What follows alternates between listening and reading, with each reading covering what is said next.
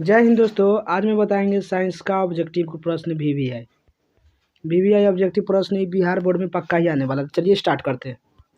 पहला क्वेश्चन, निम्नलिखित में कौन सी किसको मास्टर ग्रंथि कहते हैं? मास्टर ग्रंथि किसको कहता है, यानी किसको कहते हैं? तो पिट्यूटरी को मास्टर ग्रंथि कहा जाता है। पिट्यूटरी आपको याद करना है, पिट्यूटरी को मास्टर ग्रंथि कहते हैं। तो आपको D is the correct answer. चलिए आगे बढ़ते हैं। इंसुलिन का स्रावन होता है, वीवीआई है। इंसुलिन का स्रावन होता है, कहाँ होगा इंसुलिन का स्रावन? तो अग्नाशय के द्वारा। किसके द्वारा? अग्नाशय। अग्नाशय के द्वारा इंसुलिन का निकलेगा। चलिए आगे बढ़ जाते हैं। साइटोकाइनिन का संश्लेषण कहाँ होता है, यानी साइटोकाइनिन का संश्लेषण कहाँ होता है? तो ये आपको होता है जड़ में और भ्रूण पोष में। आपको बी और सी दोनों हो जाएगा, तो आपको D is the correct answer हो जाएगा। चलिए नेक्स्ट बढ़ जाते हैं। इंसुलिन का स्रावन होता है, इंसुलिन का स्रावन होता है, तो कहाँ होता है इंसुलिन का स्रावन? ये आपको समझना पड़ेगा। तो लैंगरहैंस की द्वीपकाओं में होता है, द्वीपकाओं में यानी द्वीपिकाओं में लैंगरहैंस के। चलिए आगे बढ़ जाते हैं। हमारे शरीर में विभिन्न जैविक कार्यों का नियंत्रण कौन करता है? तो विभिन्न कार्यों का नियंत्रण कौन करता है जैविक कार्य में? तो ये करता है रसायन और तांत्रिक, ये दोनों करता है। आपको दोनों द्वारा हो जाएगा आंसर। चलिए आगे बढ़ जाते हैं। अगला है, कहता है निम्नलिखित में एक प्रतिवर्ती क्रिया का उदाहरण। तो प्रतिक्रिया के उदाहरण कौन है इनसे? तो आपको छींकना आना चाहिए, मतलब छींकना आना चाहिए। मिठाई देखकर मुंह में पानी आना चाहिए। मतलब आँखों का झपटना, ये सब आपको हो जाएगा क्या? प्रत्यावर्ती के उदाहरण। चलिए आगे बढ़ जाते हैं। क्या कहता है? थायराइड ग्रंथि के विवर्धन में से उत्पन्न होने वाली बीमारी। तो थायराइड से कौन हो जाएगा बीमारी? थायराइड ग्रंथि से। तो ये गलगंड हो जाएगा। क्या हो जाएगा? गलगंड। चलिए आगे बढ़ जाते हैं। अगला है, बीज रहित पौधे उत्पादन में सहायक होता है। तो बीज रहित पौधे में सहायक होता है कौन? साइटोकिनिन। आपको ये नहीं होगा। ऑक्जिन और जिबरेलिन्स। आपको D is the correct answer हो जाएगा। डी आपको क्या हो जाएगा? आंसर हो जाएगा, बी और सी दोनों। चलिए आगे बढ़ जाते हैं। निम्नलिखित में कौन एक पादप हार्मोन नहीं है?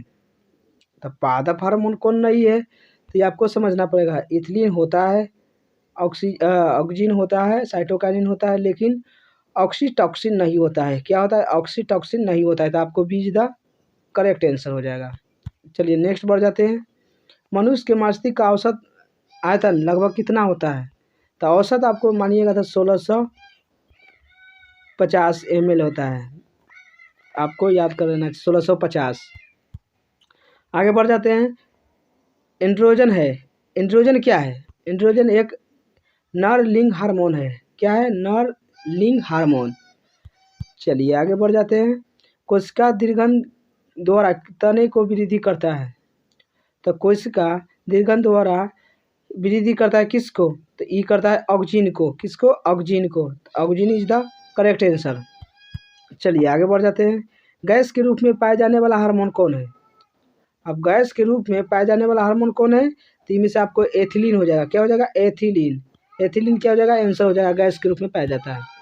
आगे बढ़ जाते हैं। मानव मस्तिष्क का भार कितना होता है? यानी मस्तिष्क का 1.5 किलो होता है, 1.5 kg। आपको लगभग आंसर याद कर लेना है। चलिए आगे बढ़ जाते हैं। प्रोजेस्टेरॉन का स्रावन होता है। तो प्रोजेस्टेरॉन का स्रावन कहाँ से होता है? ये आपको पता होना चाहिए। ये होता है वृषण से। किससे? वृषण से प्रोजेस्टेरॉन का स्रावन होता है। चलिए आगे बढ़ जाते हैं। दोनों परम मस्तिष्क गोलार्ध के को जोड़ने वाली तंत्रिका उत्तक को कहते हैं। अगर दोनों जोड़ेगा उसे क्या कहेंगे? तंत्रिका को। यानी परम मस्तिष्क को गोलार्ध को जोड़ने वाली तंत्रिका को क्या कहते हैं? ये कहते हैं कप्रस कैलोसम। कैप्रस कैलोसम। आपको सी इज द करेक्ट आंसर। चलिए आगे बढ़ जाते हैं। निम्नलिखित में फाइटो हार्मोन में कौन फल को पकाने में प्रयुक्त होता है? यानी फल को पकाने वाला कौन है? तो ये आपको इथिलीन है। कौन है? एथिलीन आपको फल को पका देगा। नेक्स्ट बढ़ जाते हैं। क्या कहता है? मेरुरज्जु की रक्षा करती है। तो मेरुरज्जु की रक्षा कौन करता है? तो ये आपको करता है केशुरक दंड। क्या करता है? केशुरक दंड। तो आपको क्या हो जाएगा? A is the correct answer. चलिए आगे बढ़ जाते हैं। रक्त तथा श्वसन गति का नियंत्रण किसके द्वारा होता है? यानी रक्त तथा श्वसन यानी रक्त यानी खून को या श्वास लेते हैं उसको नियंत्रित कौन करता है? तो ये आपको करता है मेडुला मेडुला ऑब्लांगेटा द्वारा, मेडुला ऑब्लांगेटा द्वारा। तो आपको सी इज द करेक्ट आंसर। चलिए आगे बढ़ जाते हैं। इनमें से अंतःस्रावी ग्रंथि नहीं है, तो अंतःस्रावी ग्रंथि कौन नहीं है?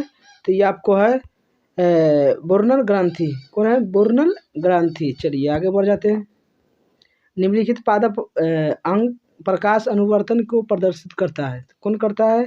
तो आपको तने का शीर्षक भाग या पत्ती दोनों करता है। तो आपको D is the correct answer हो जाएगा। आगे बढ़ जाते हैं। पराग नालिका के बीजांड में होने वाली गति प्रदर्शित करती है, तो पराग नालिका में बीजांड की होने वाली गति प्रदर्शित करता है, क्या करता है? ये रासायनिक अनुवर्तन प्रदर्शित करता है। रासायनिक होगा, क्या होगा? रासायनिक अनुवर्तन। तो आपको सी इज द करेक्ट आंसर हो जाएगा। चलिए आगे बढ़ जाते हैं। ऑक्जीन का संश्लेषण होता है, ऑक्जीन का संश्लेषण किस में होता है? तो ये होता है आपको स्तंभ शीर्ष पर, स्तंभ शीर्ष में। आपको B is the correct answer. चलिए आगे बढ़ जाते हैं। प्रतिवर्ती चाप कहाँ बनते हैं? यानी प्रतिवर्ती चाप कहाँ बन जाते हैं? तो ये आपको बनता है मेरु रज्जु में। क्या बनता है? मेरु रज्जु में। तो आपको सी इज द करेक्ट आंसर।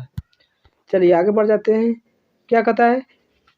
एफसीजिक अम्ल किस तरह का रसायन है? एफसीजी किस प्रकार का रसायन है? तो ये आपको क्या करना है? ये विरोधी क्या कहता है? विरोधी रोधक की तरह है, विरोधी रोधक। तो आपको D is the correct answer. आगे बढ़ जाते हैं। सबसे आपको लास्ट क्वेश्चन क्या कहता है? टेस्टोस्टेरोन स्रावित होता है, टेस्टोस्टेरोन स्रावित कहाँ होता है? तो ये विरेचन से होता है। कहाँ से? विरेचन से। तो चलिए वीडियो अच्छा लगा तो लाइक सब्सक्राइब एंड शेयर। देखने के लिए थैंक्स।